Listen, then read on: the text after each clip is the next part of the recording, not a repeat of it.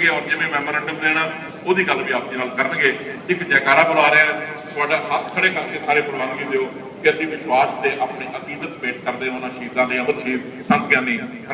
जरनैल सिंह जी खालसा पिंडां वालियां नूं ते सारे संघर्ष के शहीदों नूं बोले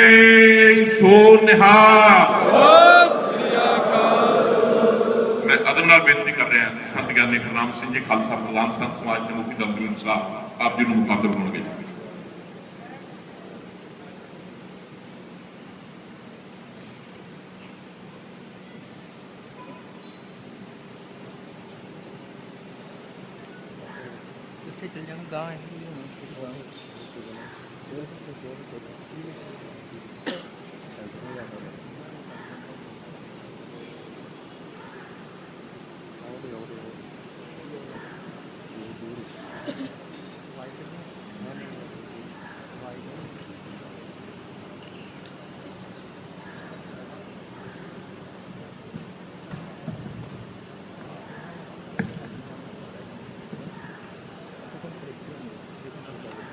परम सम्मानयोग समੁੱਚੇ महापुरुषों के चरणों में दास निम्र गुरफतेह अर्ज करता है। सारे ने गुरफतेह कुर्बान करनी। वाहिगुरू जी का खालसा वाहिगुरू जी की फतेह। सब तो पहला जो अपनी मुख मर्यादा है उस अनुसार सारे महापुरुष मिलके पंज वेरी मूल मंत्र और पंज वेरी गुरु मंत्र का जाप करांगे। फिर अगलियां बेनतियां आरंभ कीतियां जाणगियां। आओ सारे महापुरुष मन बिरती नूं एकागर करके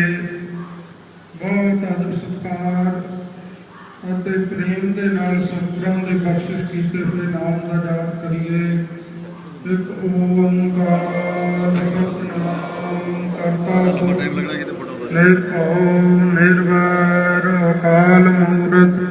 अजूनी सैभं गुर प्रसाद जप आद सच जुगाद सच है भी सच नानक होसी भी सच। एक ओंकार सतनाम करता पुरख निर्भौ निर्वैर अकाल मूरत अजूनी सैभं गुर प्रसाद जप आद सच जुगाद सच है भी सच नानक होसी भी सच। एक ओंकार सतनाम करता पुरख निर्भौ निर्वैर अकाल मूरत अजूनी सैभं गुर प्रसाद जप आद सच जुगाद सच है भी सच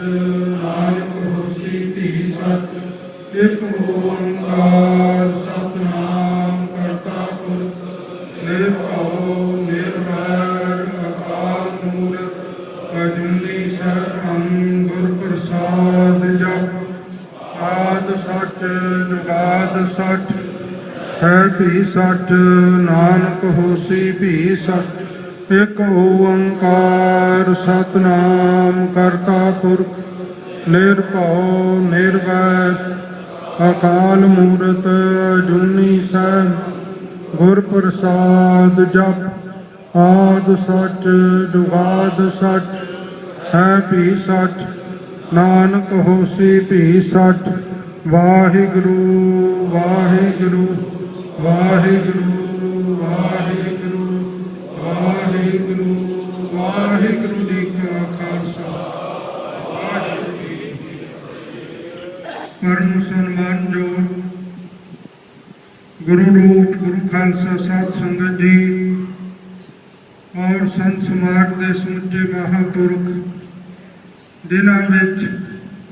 निर्मल भेख उदासीन भेख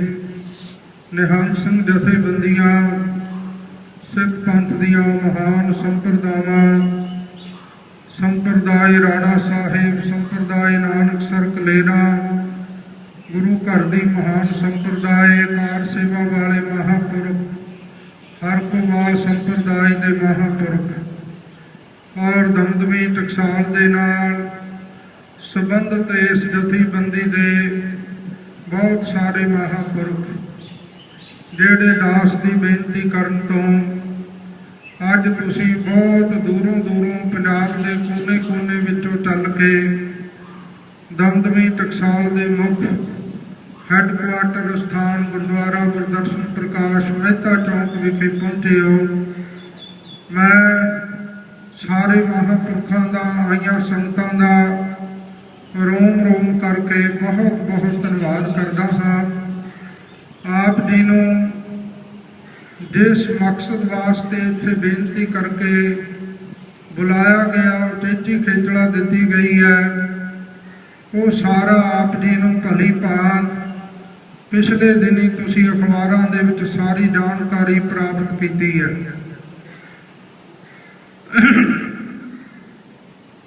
ਮੇਰੇ ਤੋਂ ਪਹਿਲਾਂ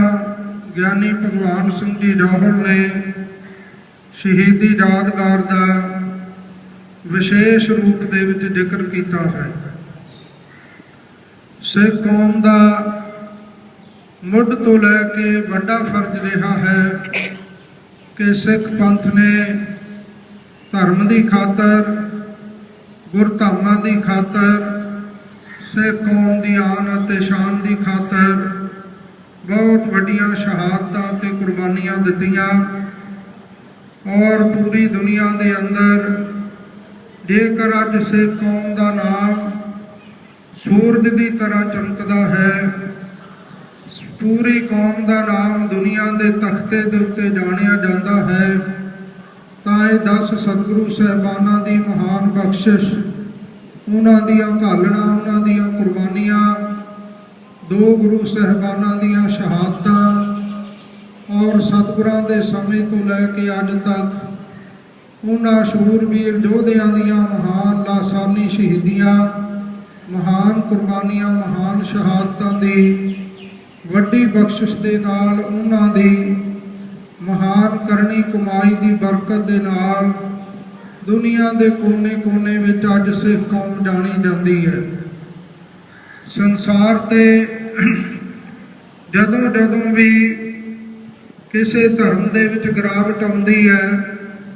ਤਾਂ ਉਸ ਧਰਮ ਦੀਆਂ ਗਿਰਾਵਟਾਂ ਨੂੰ ਦੂਰ ਕਰਨ ਲਈ ਉਸ ਧਰਮ ਦੇ ਪੈਰੋਕਾਰ ਆਪਣੇ ਧਰਮ ਨੂੰ ਬਚਾਉਣ ਵਾਸਤੇ ਬਹੁਤ ਵੱਡੇ ਸੰਘਰਸ਼ ਕਰਦੇ ਹੈ, ਕੁਰਬਾਨੀਆਂ ਕਰਦੇ ਹੈ, ਕਮਾਈਆਂ ਕਰਦੇ ਹੈ ਔਰ ਆਪਣੀਆਂ ਘਾਲਣਾ ਘਾਲ ਕੇ ਆਉਣ ਵਾਲੀਆਂ ਪਨੀਰੀਆਂ ਲਈ ਇੱਕ ਇਤਿਹਾਸ ਸਿਰਜਦੇ ਹਨ। ਇਸੇ ਤਰ੍ਹਾਂ ਇਸ 20ਵੀਂ ਸਦੀ ਦੇ ਅੰਦਰ ਦਮਦਮੀ ਟਕਸਾਲ ਦੇ 14ਵੇਂ ਮੁਖੀ ਮਰਦੇ ਮੁਜਾਹਦ ਕਰਨੀ ਕਥਨੀ ਦੇ ਪੂਰੇ ਸੂਰੇ ਮਹਾਂਪੁਰਖ ਅਮਰ ਸ਼ਹੀਦ ਸੰਤ ਗਿਆਨੀ ਜਰਨੈਲ ਸਿੰਘ ਜੀ ਖਾਲਸਾ ਭਿੰਡਰਾਂ ਵਾਲੇ, ਜਿਨ੍ਹਾਂ ਨੇ ਇਸ ਸਦੀ ਦੇ ਅੰਦਰ ਇੱਕ ਕੌਮ ਦਾ ਬਹੁਤ ਵੱਡਾ ਇਤਿਹਾਸ ਸਿਰਜਿਆ। ਜੇਕਰ ਕਹਿ ਲਿਆ ਜਾਵੇ ਸਤਿਗੁਰੂ ਕਲਗੀਧਰ ਦਸ਼ਮੇਸ਼ ਪਿਤਾ ਜੀ ਤੋਂ ਬਾਅਦ ਬਾਬਾ ਬੰਦਾ ਸਿੰਘ ਜੀ ਬਹਾਦਰ ਨੇ ਕੌਮ ਦੇ ਜਰਨੈਲ ਵਜੋਂ ਕੌਮ ਦੀ ਅਗਵਾਈ, ਕੌਮ ਦੀ ਸੇਵਾ ਕੀਤੀ, ਤਾਂ ਬਾਬਾ ਬੰਦਾ ਸਿੰਘ ਜੀ ਬਹਾਦਰ ਤੋਂ ਬਾਅਦ ਜੇ ਕੋਈ ਕੌਮ ਦਾ ਜਰਨੈਲ ਹੋਇਆ, ਇਸ ਸਦੀ ਵਿੱਚ ਜਿਹਨੇ ਸੁੱਤੀ ਹੋਈ ਕੌਮ ਨੂੰ ਜਗਾਇਆ ਔਰ ਸਿੱਖੀ ਨੂੰ ਪ੍ਰਫੁੱਲਤ ਕੀਤਾ ਸਾਰੇ ਸੰਸਾਰ ਵਿੱਚ, ਦੁਬਾਰਾ ਸਿੱਖੀ ਦਾ ਨਾਮ ਸਾਰੇ ਸੰਸਾਰ ਵਿੱਚ ਜੇ ਰੌਸ਼ਨ ਹੋਇਆ ਔਰ ਸਿੱਖ ਕੌਮ ਨੂੰ ਸਿੱਖੀ ਪ੍ਰਤੀ ਜੇ ਵੱਡੀ ਪ੍ਰੇਰਨਾ ਮਿਲੀ, ਉਹ ਮਹਾਂਪੁਰਖ ਸੰਤ ਬਾਬਾ ਜਰਨੈਲ ਸਿੰਘ ਜੀ ਦੀ ਘਾਲਣਾ, ਉਹਨਾਂ ਦੀ ਕੁਰਬਾਨੀ, ਉਹਨਾਂ ਦੀ ਸ਼ਹਾਦਤ ਕਰਕੇ ਹੀ ਹੈ। ਬੋਲੇ ਸੋ ਨਿਹਾਲ। ਜੂਨ 1984 ਦੇ ਵਿੱਚ ਹਿੰਦੁਸਤਾਨ ਦੀ ਜ਼ਾਲਮ ਹਕੂਮਤ ਨੇ ਸੱਚਖੰਡ ਸ੍ਰੀ ਹਰਿਮੰਦਰ ਸਾਹਿਬ ਜੀ ਉੱਤੇ ਤੋਪਾਂ ਟੈਂਕਾਂ ਦੇ ਨਾਲ ਹਮਲਾ ਕੀਤਾ ਔਰ ਸ੍ਰੀ ਅਕਾਲ ਤਖਤ ਸਾਹਿਬ ਜੀ ਤੇ ਟੈਂਕਾਂ ਤੋਪਾਂ ਦੇ ਨਾਲ ਹਮਲਾ ਕੀਤਾ। ਔਰ ਉਹ ਸਮਾਂ ਬੜਾ ਦਰਦਨਾਕ ਸਮਾਂ ਸੀ ਜਦੋਂ ਸਮੁੱਚੀ ਸਿੱਖ ਕੌਮ ਸੱਚਖੰਡ ਸ੍ਰੀ ਹਰਿਮੰਦਰ ਸਾਹਿਬ ਔਰ ਸ੍ਰੀ ਅਕਾਲ ਤਖਤ ਸਾਹਿਬ ਵਿਖੇ ਪੰਚਮ ਪਾਤਸ਼ਾਹ ਧੰਨ ਸ੍ਰੀ ਗੁਰੂ ਅਰਜਨ ਦੇਵ ਸਾਹਿਬ ਜੀ ਦਾ ਸ਼ਹੀਦੀ ਗੁਰਪੁਰਬ ਮਨਾਉਣ ਵਾਸਤੇ ਲੱਖਾਂ ਦੀ ਗਿਣਤੀ ਦੇ ਵਿੱਚ ਸੰਗਤਾਂ ਜੁੜੀਆਂ ਹੋਈਆਂ ਸਨ। ਐਨ ਉਹਨਾਂ ਦਿਨਾਂ ਦੇ ਵਿੱਚ ਹੀ ਉਸੇ ਦਿਨ ਦੀ ਚੋਣ ਕਰਕੇ ਇਹਨਾਂ ਪਾਵਨ ਗੁਰਧਾਮਾਂ ਤੇ ਸਿੱਖੀ ਦੇ ਕੇਂਦਰਾਂ ਦੇ ਉੱਤੇ ਬੜੀ ਬੇਰਹਿਮੀ ਦੇ ਨਾਲ ਲੱਖਾਂ ਦੀ ਫੌਜ ਚੜ੍ਹਾ ਕੇ ਹਮਲਾ ਕੀਤਾ ਔਰ 37 ਹੋਰ ਗੁਰਧਾਮਾਂ ਤੇ ਵੀ ਹਮਲੇ ਕੀਤੇ ਗਏ ਔਰ ਹਜ਼ਾਰਾਂ ਦੀ ਲੱਖਾਂ ਦੀ ਤਾਦਾਦ ਦੇ ਵਿੱਚ ਬਜ਼ੁਰਗਾਂ ਦੀਆਂ, ਨੌਜਵਾਨਾਂ ਦੀਆਂ, ਭਟੰਗੀਆਂ ਦੀਆਂ, ਮਾਤਾਵਾਂ ਦੀਆਂ, ਬੱਚਿਆਂ ਦੀਆਂ, ਗੋਦ ਵਾਲੇ ਬੱਚਿਆਂ ਤੱਕ ਦੀਆਂ ਸ਼ਹਾਦਤਾਂ ਹੋਈਆਂ ਔਰ ਜ਼ਾਲਮ ਹਕੂਮਤ ਦਾ ਮੂੰਹ ਤੋੜ ਜਵਾਬ ਦਿੰਦਿਆਂ ਮਹਾਂਪੁਰਖ ਸੰਤ ਬਾਬਾ ਜਰਨੈਲ ਸਿੰਘ ਜੀ ਖਾਲਸਾ ਭਿੰਡਰਾਂ ਵਾਲਿਆਂ ਦੀ ਅਗਵਾਈ ਹੇਠ ਉਸ ਸਮੇਂ ਆਲ ਇੰਡੀਆ ਸਿੱਖ ਸਟੂਡੈਂਟਸ ਫੈਡਰੇਸ਼ਨ ਦੇ ਪ੍ਰਧਾਨ ਮਹਾਂਪੁਰਖ ਸੰਤ ਬਾਬਾ ਕਰਤਾਰ ਸਿੰਘ ਜੀ ਖਾਲਸਾ ਜੀ ਦੇ ਸੁਪੁੱਤਰ ਅਮਰ ਸ਼ਹੀਦ ਭਾਈ ਅਮਰੀਕ ਸਿੰਘ ਜੀ ਔਰ ਜਰਨਲ ਸਰਦਾਰ ਸੁਬੇਗ ਸਿੰਘ ਜੀ ਅਤੇ ਬਾਬਾ ਠਾਰਾ ਸਿੰਘ ਜੀ ਇਹਨਾਂ ਮੁਖੀ ਸਿੰਘਾਂ ਦੀਆਂ ਮਹਾਨ ਘਾਲਣਾ ਔਰ ਕੁਰਬਾਨੀਆਂ ਕਰਕੇ ਬਹੁਤ ਵੱਡੀ ਗਿਣਤੀ ਦੇ ਵਿੱਚ ਦਮਦਮੀ ਟਕਸਾਲ ਦੇ ਅਤੇ ਹੋਰ ਜਥੇਬੰਦੀਆਂ ਦੇ ਸਿੰਘਾਂ ਨੇ ਮਹਾਂਪੁਰਖਾਂ ਦੀ ਅਗਵਾਈ ਹੇਠ ਜ਼ਾਲਮ ਫੌਜਾਂ ਦਾ ਮੂੰਹ ਤੋੜ ਜਵਾਬ ਦਿੰਦਿਆਂ ਹੋਏ ਆਪਣੀਆਂ ਸ਼ਹੀਦੀਆਂ ਦਿੱਤੀਆਂ ਔਰ ਕਬੀਰ ਮੋਹ ਮਰਨੇ ਕਾ ਚਾਉ ਹੈ ਮਰੋ ਤਾਂ ਹਰ ਕੇ ਦੁਆਰ।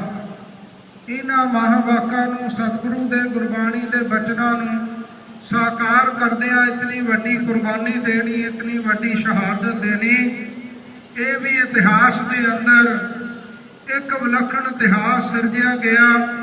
ਕਿ ਜਿਵੇਂ ਚਮਕੌਰ ਸਾਹਿਬ ਦੀ ਗੜ੍ਹੀ ਦੇ ਅੰਦਰ 40 ਸਿੰਘਾਂ ਨੇ 22 ਲੱਖ ਮੁਗਲਿਆ ਹਕੂਮਤ ਦੀਆਂ ਫੌਜਾਂ ਦਾ ਮੁਕਾਬਲਾ ਕੀਤਾ, ਉਸੇ ਤਰ੍ਹਾਂ ਜੂਨ 84 ਦੇ ਅੰਦਰ ਮੁੱਠੀ ਭਰ ਸਿੰਘਾਂ ਨੇ ਹਿੰਦੁਸਤਾਨ ਦੀ ਜਾਬਰ ਹਕੂਮਤ ਦਾ ਮੁਕਾਬਲਾ ਕਰਕੇ ਸ਼ਹਾਦਤ ਦੇ ਕੇ ਦੁਨੀਆ ਨੂੰ ਇਹ ਦੱਸ ਦਿੱਤਾ ਕਿ ਇਸੇ ਕੌਮ ਦੇ ਨਾਲ ਵੱਡੀਆਂ ਵੱਡੀਆਂ ਸਰਕਾਰਾਂ ਵੀ ਭਾਵੇਂ ਆ ਕੇ ਟਕਰਾਉਣ ਦਾ ਯਤਨ ਕਰਨਗੀਆਂ ਪਰ ਸਿੱਖ ਕੌਮ ਦਾ ਕੋਈ ਮੁਕਾਬਲਾ ਨਹੀਂ ਕਰ ਸਕੇਗਾ। ਸੋ ਇੱਕ ਨਵਾਂ ਵਿਲੱਖਣ ਇਸ ਸਮੇਂ ਦੇ ਅੰਦਰ ਉਹਨਾਂ ਮਹਾਂਪੁਰਖਾਂ ਨੇ ਔਰ ਉਹਨਾਂ ਸ਼ਹੀਦਾਂ ਨੇ ਆਪਣੀਆਂ ਸ਼ਹਾਦਤਾਂ ਦਿੱਤੀਆਂ ਔਰ ਉਦੋਂ ਤੋਂ ਲੈ ਕੇ ਸਮੁੱਚੇ ਖਾਲਸਾ ਪੰਥ ਦੇ ਅੰਦਰ